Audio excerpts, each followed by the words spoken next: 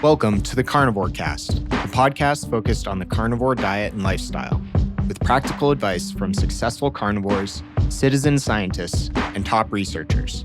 I'm your host, Scott Myslinski, and I'm here to speak with experts and experienced carnivores to get answers to your biggest and meatiest questions while helping you live your best life as a carnivore. This episode is brought to you by the Carnivore Bar, an ancestrally inspired meal replacement bar. It has simple ingredients: beef, tallow, and salt. It's shelf-stable, it's portable and convenient, it's great for hikes, long business trips, traveling, or just an easy, ready-to-eat option to have in your pantry. It's the perfect combination of crunchy and creamy texture. Go to carnivorebar.com and use code CarnivoreCast to save. Thank you. Krisna Hanks is the co-owner of Square One Wellness, which provides low-carb and keto nutrition coaching and personalized fitness training to individuals, groups, and organizations.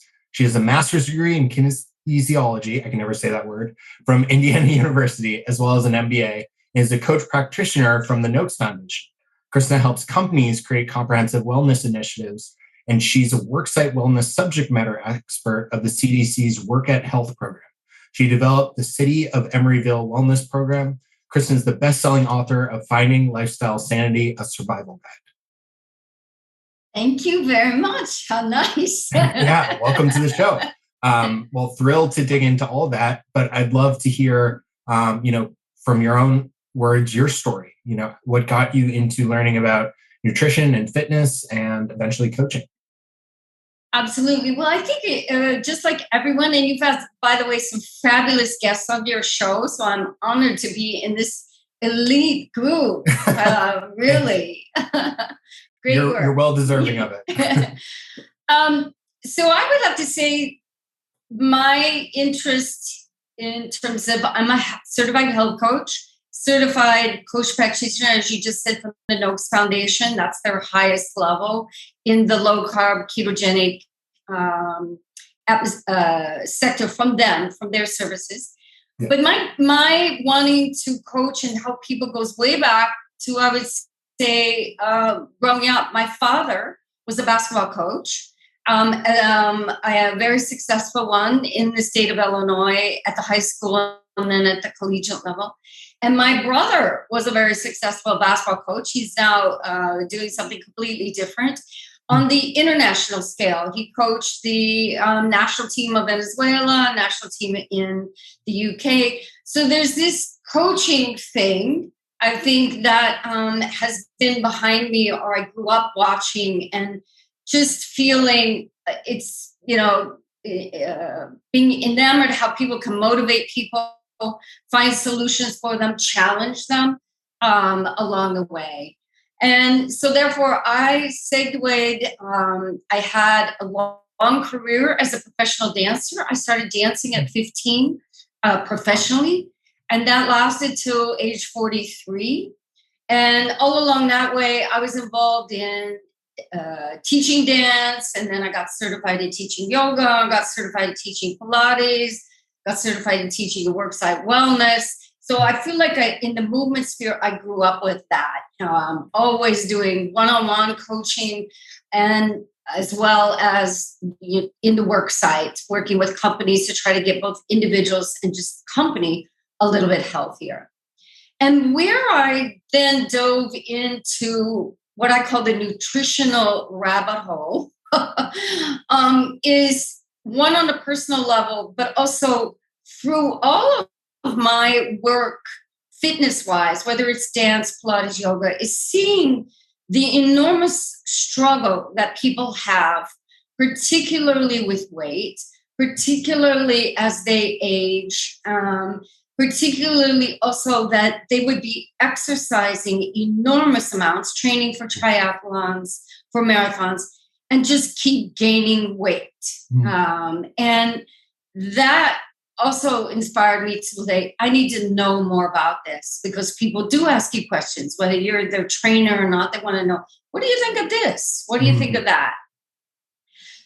So that is what I would call some of the background of where I am. Then on a personal level, towards the end of my professional dance career, So, just starting 40s, going into mid 40s, I got really ill, and ill in a different way of saying that I had severe joint inflammation, looking like someone who had rheumatoid arthritis.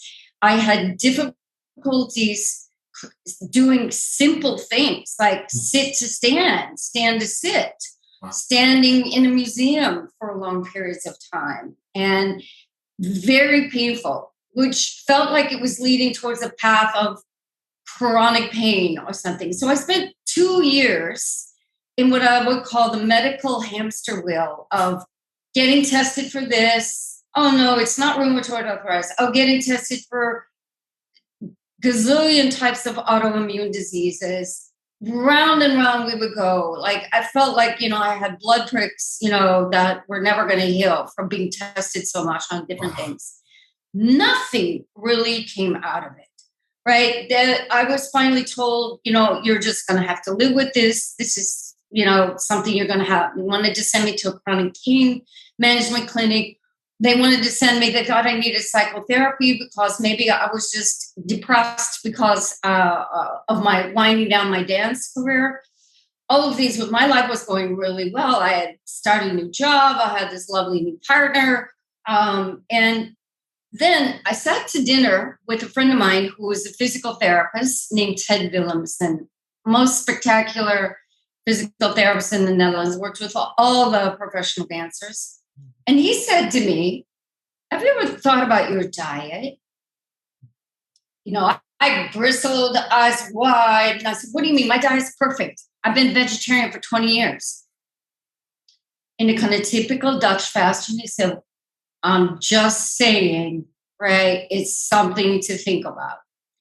And after that dinner, I went home, thought about it. First thing the next morning, I felt really bad about being such a kind of jerk.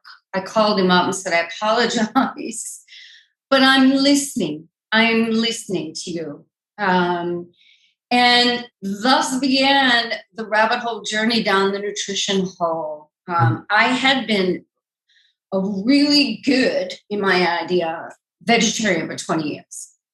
And so I slowly started what many vegetarians probably do, adding a little broth, right? Then I added maybe some eggs, and living in the Netherlands at that time, added some fish. So, bit by bit, bringing it back in. Didn't sort of jump into a 16-ounce steak right away, let's say. And I started getting better. Yeah. And again, it was not an overnight thing. However, there were substantial within weeks and then months improvements till I finally just started feeling like my old self. And that sort of was real eye-opener for me to say, well, I wasn't gaining weight. I didn't have a weight issue, but I had some kind of full-blown inflammation, right? That manifested itself in a lot of my joints, particularly my spine and hips. And that was my own personal journey. And then around, I don't know, I can't remember exactly what the date was. It was just before we decided to immigrate back to the United States. My husband read this article, What If It's All Been a Big Fat Lie, from Gary Taubes in the New York Times. Passed it on to me, of course. And I'm reading that and I'm thinking, wow, this just makes sense, right? This whole idea of blood sugar and insulin and, in my case, inflammation, right? And the fact that maybe during all that time, again, those 20 years, I was really quite carb-centric. I don't know if you're, the Netherlands is pretty much a bread culture. You have bread with every meal. It's fabulous, by the way. There's a lot of influence on other countries. So my meals had a lot of rice and pasta. And I think that addition, besides the stress on my body, maybe from my profession, maybe all those things, or just being too strict for too long, 20 years is a long time. Yeah. That just revelation of that article.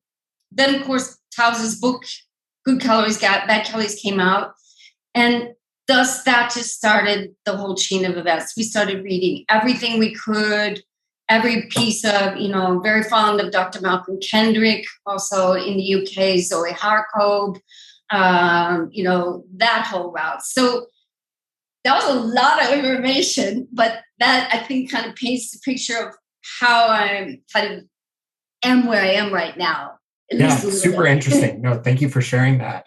And certainly a lot I can relate to myself, and I'm sure the audience can too, being in the medical hamster wheel. I've been in it a couple times for different things. But that's fascinating. And while this was going on, like before you discovered low carb and ketogenic diets, were you already doing like worksite wellness and some of the other nutrition coaching? In the very beginning stages of worksite wellness, it was more putting the total package together, right? Making sure that, the exercise component is there, the overall strategy, how are we going to implement this? The other components, let's say the mindful, mind, body piece, mind and spirit, that piece. And nutrition, sadly, especially in the very beginning stage of worksite wellness, has been often sort of relegated to the medical world, right? The nutritionists, the dietitians, and sort of keeping that within the scope of the healthcare provider. But it's a great question. I think now as we've evolved and we're seeing, and I certainly agree to this, and I don't say the low-carb ketogenic diet is for everyone. There is probably no one diet for everyone. However, there's a lot of people who can do very well on it. And I think where we are now, particularly in a worksite wellness position, is to say, this is an option, right? This is an option worthy to explore if that's something you want to, right? Obviously, with people who have medical conditions or specific things, you're going to want to be co-managing that and working with your medical provider. That goes without saying. But I think now, especially due to podcasts like yours and various different people, there's some good knowledge base out there. And I hope as a health coach, if anything, that I can at least offer knowledge and my experience to others, that they don't have to become sick or go in the medical hamster wheel to explore nutrition as a healthful option towards vibrant health. Yeah.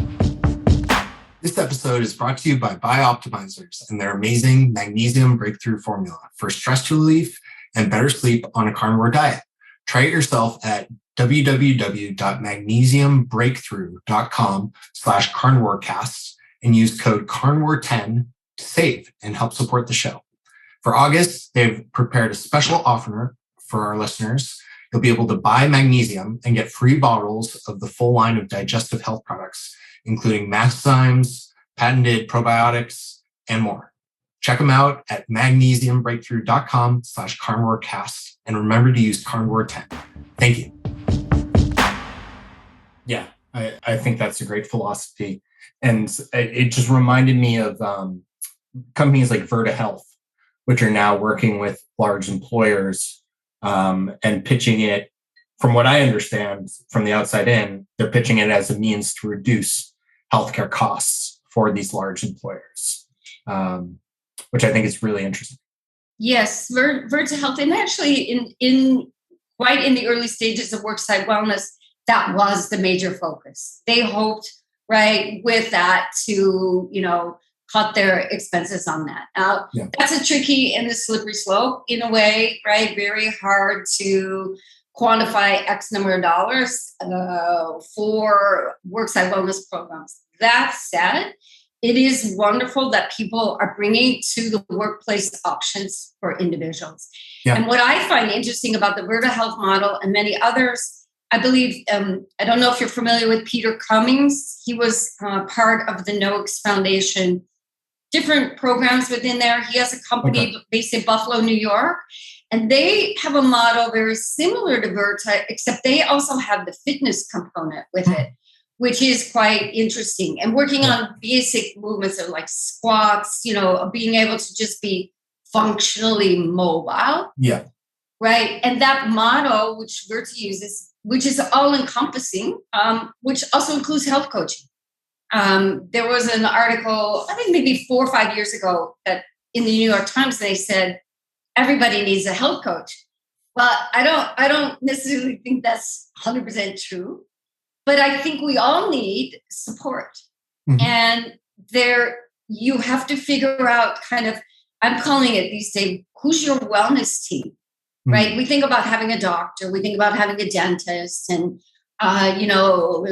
most women will admit they put their, hairstylist on a need to know list in that way. Yeah. I'll be a little facetious here, but do we think about the other people who are going to support our health, right? Mm-hmm. Whether that's our body workers or, someone schooled in nutrition, and it doesn't necessarily have to be a nutritionist or dietitian, but people who have good knowledge base.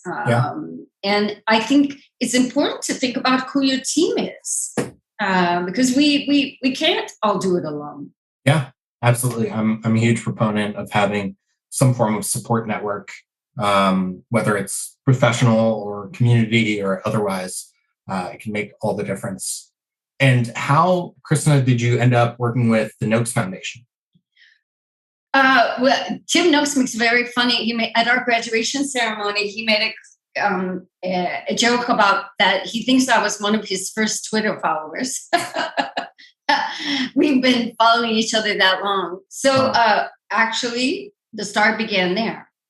Mm-hmm. But knowing, just following Professor Noakes's career, that, the lawsuit, of course, but also the various individuals. And I just thought that their programs have a lot to offer, right? They have the science, they have medical doctors working with diabetic patients and non-diabetic patients.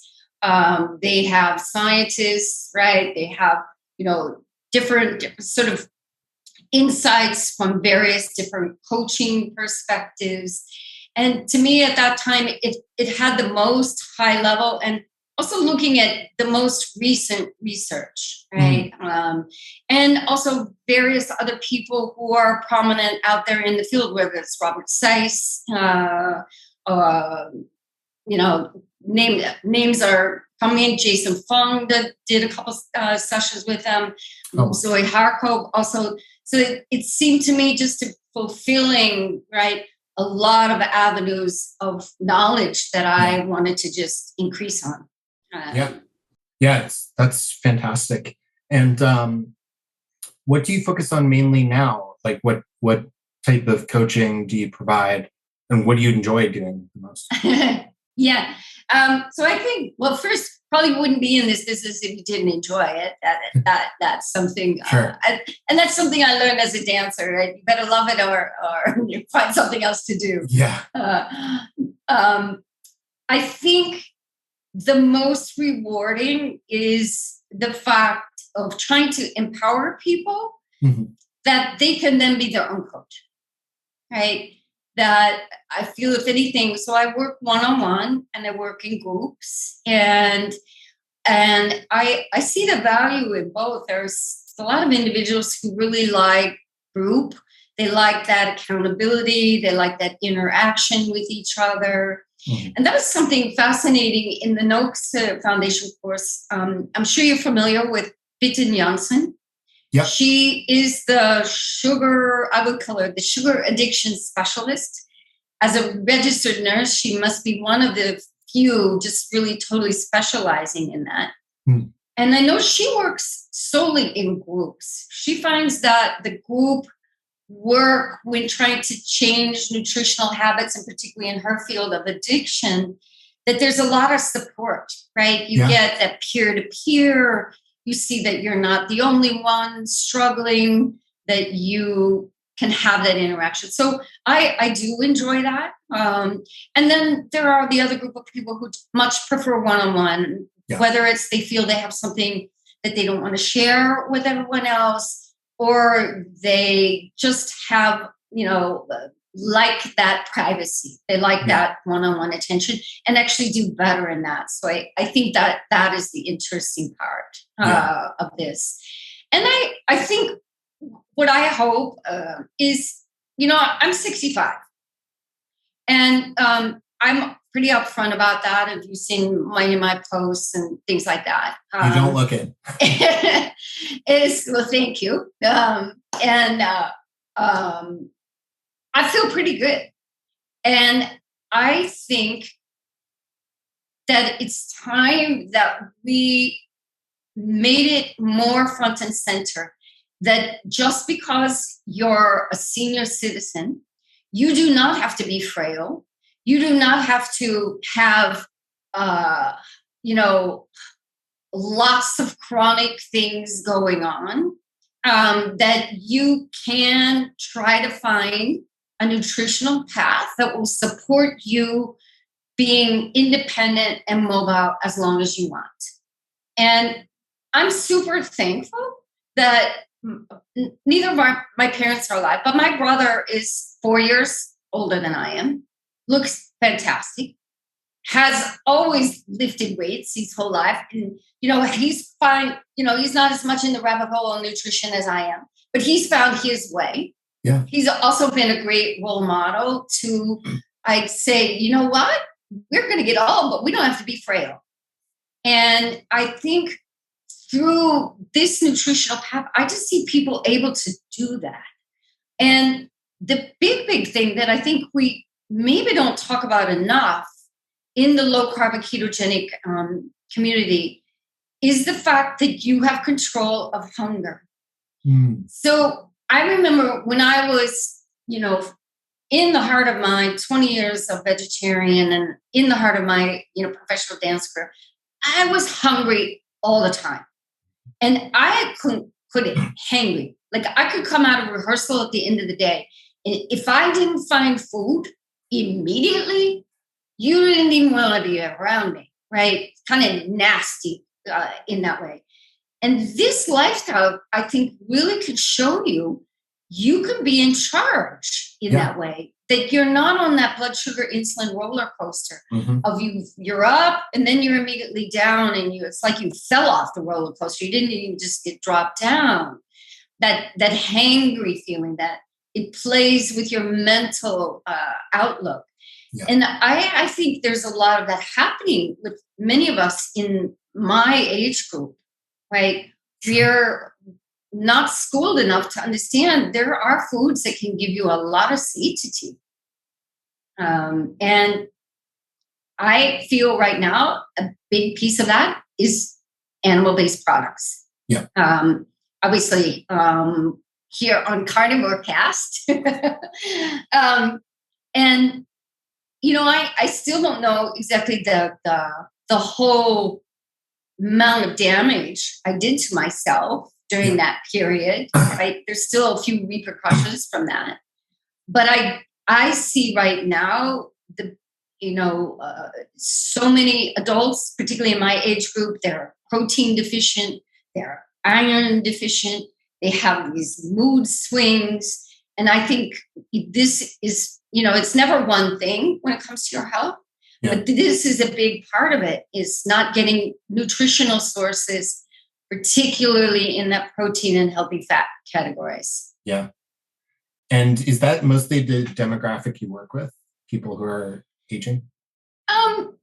Well, certainly I have my share of older individuals in my age group.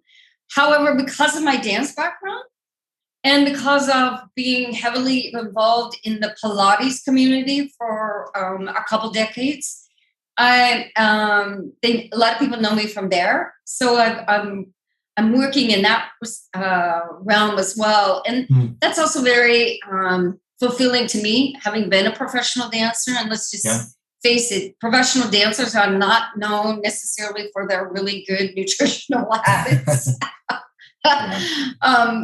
Pretty restrictive. You know, we have a lot of issues when it comes to really detrimental things like binge eating and anorexia. Of course, I luckily had extremely smart parents who helped me along that way, but there are other reasons why people might have that occur.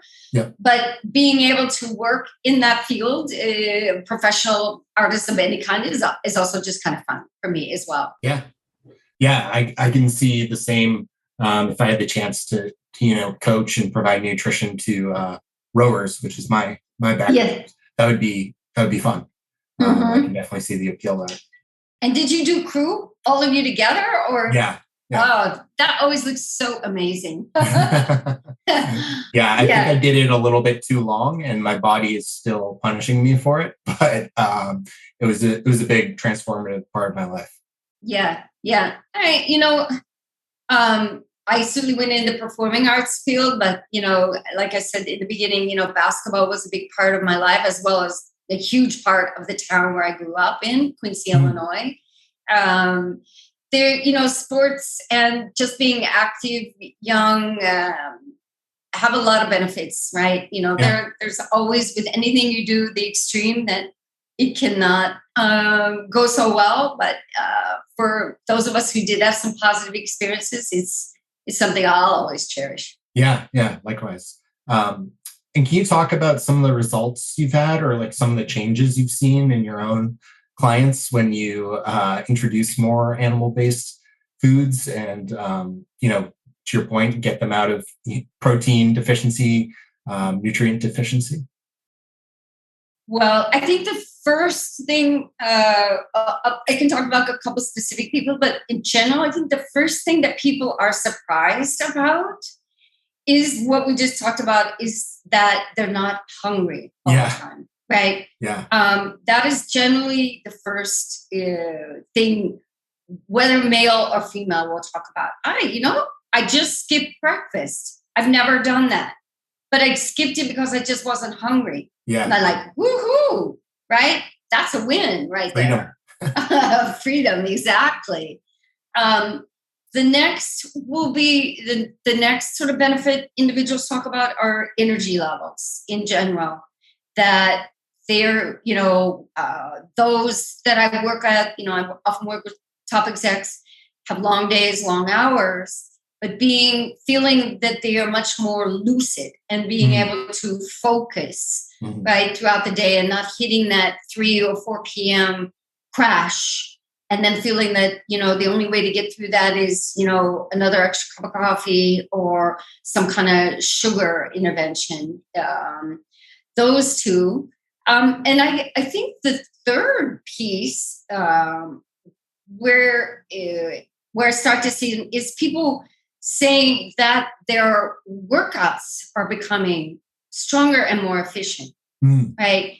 And even a workout for some people is that they just walk regularly, right?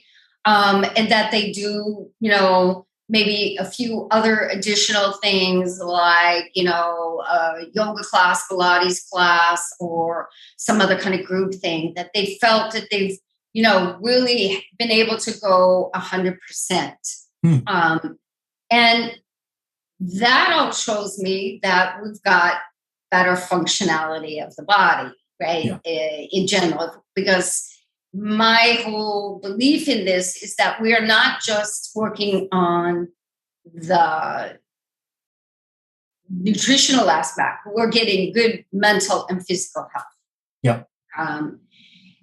Sort of just an example of one person was an individual, a mature woman, not at my age, who had previously done endurance horseback riding.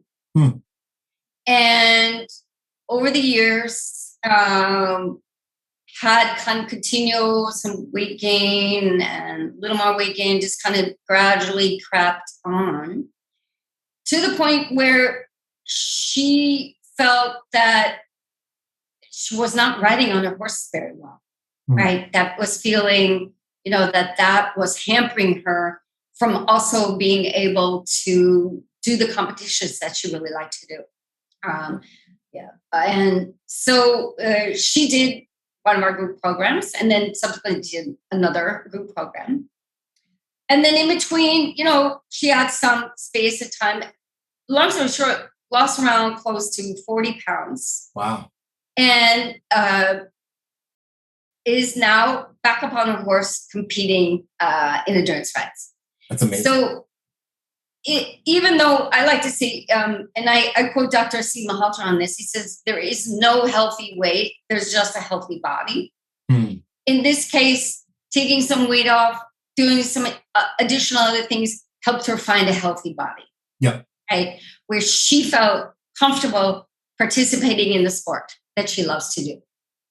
And that's ultimate success for me. Right. Yeah. Somebody gets to do what they really want to do. Yeah, it's life-changing. Yeah. And when you were studying with Noakes Foundation, was there a specific discussion of carnivore or animal-based diets? A little bit. It was not obviously the thrust, the premise is definitely low carb. I think they're calling it therapeutic low carb intervention these days, right? Yeah. And actually, what's exciting for them, I think they're going to be coming out with a textbook soon, which is, I think, a culmination of. I was in the first group of, I think we were 10 to go to the level of the Coach Practitioner. They have all these other courses, so that was the first one, the inaugural one last year. But they have a lot of other avenues, for the medical profession, for the doctors and that. But we did talk about it, right? Because people ask about it. And even talked about it. There's a wonderful nutritionist who works for their foundation, Tamsin Murphy. Okay. And she talked about it from sort of case studies that she had done with individuals that she had worked with. And, we, as health coaches, sort of approaches the carnivore, in many ways, we would see it almost as an elimination diet, right? You're just getting to the basics here, and you're taking away any potential influences, right? For, I know we have to say that there's anecdotal evidence about it, but there's a lot of anecdotal evidence, let's put it that way. And we know ourselves, I consider myself meat-centric these days, and I'm not solely only, the meat, fish, and eggs, but pretty heavily.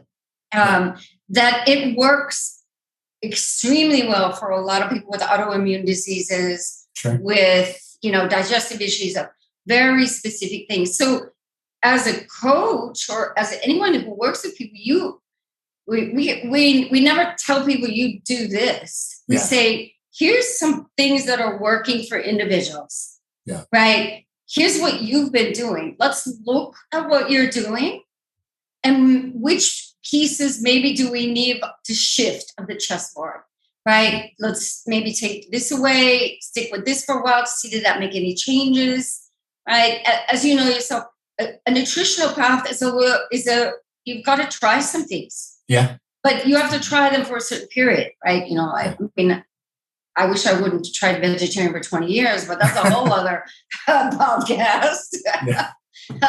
But I think that putting the knowledge out there about carnivore, and that there are a lot of good success stories. And even in let's say a smaller realm of just letting people say, hey, what about adding meat back in? Mm-hmm. Right? I mean, you don't have to go strict carnivore. Yeah. But if you're having joint issues, if you're having, various health conditions that don't seem to go away, that might be the time to explore some other nutritional avenues.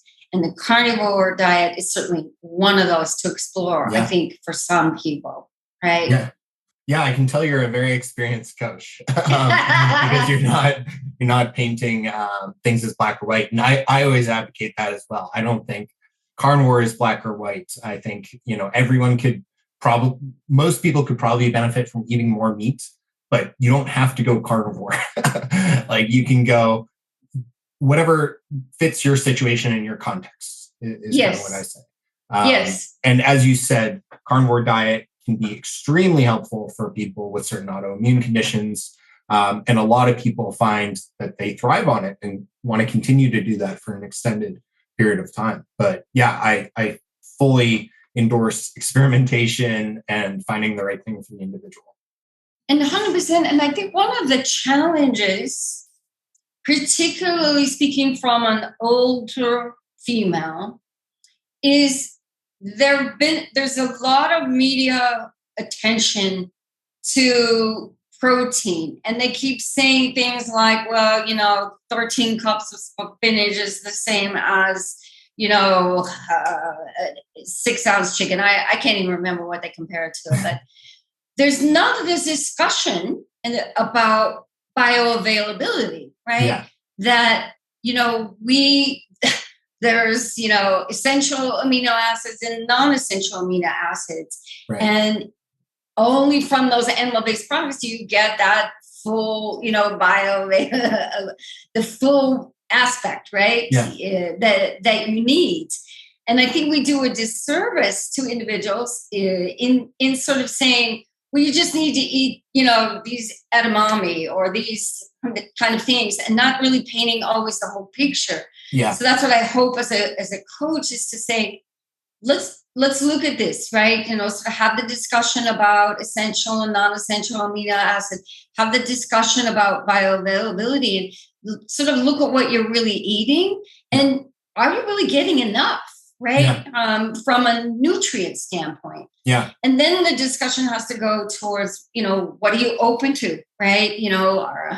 Are you vegetarian? Are you, open to incorporating some animal-based products in your diet in that way? But think of it, I think one of the sayings I use a lot these days is food for performance, not food for punishment or reward, right? And we're very much of, I did this amazing workout. I'm going to go have, this, pastry or whatever. Right. Yeah. Thinking like we're some kind of, machine that operates, well, you did this and that, obviously if we're in the low carb sphere, we don't believe in the calorie theory of eat less, move more. We believe in the hormonal theory that it's a blood sugar and insulin situation. But I think when you think about food for performance, you think what's going to give you the biggest bang for your buck on a daily basis. Yeah. So if I eat breakfast, that breakfast to me should carry me to lunch. Yeah. And then lunch should carry me to dinner. Yeah. Or if I'm just doing 2 meals on a day, that I'm good with that. Yeah. As opposed to I got to fuel myself every couple of hours. I mean, as Zoe Harker has a lovely, and I'm paraphrasing here, of something is, if you wanted to fatten a cow, right, you would have it be eating all day long, right? The same applies to us. The whole idea of grazing is, I think, not a helpful path, to say the least. Yeah, it's almost like, I think kind of gets back to that athletic mindset. It's kind of like if you needed to perform at something that was like mentally and physically challenging, later in the day, you wouldn't go out and eat a huge stack of pancakes or a big, giant bowl of whatever, because it would drag you down. You would, you would crash, or you would feel sick, or your blood sugar would spike and then drop. So like, what can you eat that will make you feel great and leave you able to perform? I like that. 100%. And I think it goes back to those 3 things that I feel really work well here with the low carb, ketogenic lifestyle, is that fact that you have good control and understanding of satiety and hunger, right? Mm-hmm. You are able to manage your energy, and you are able to fuel yourself for performance, mm-hmm. right? And not be being strung around by, food-like substances. Yeah. Krisna, this has been an absolute pleasure. Thank you so much for taking the time. It's great to meet you and learn a little bit more about Square One Wellness. Where can folks find out more about you? And I'll have links to everything in the show notes as well. Absolutely. Thank you so much. It was a total honor.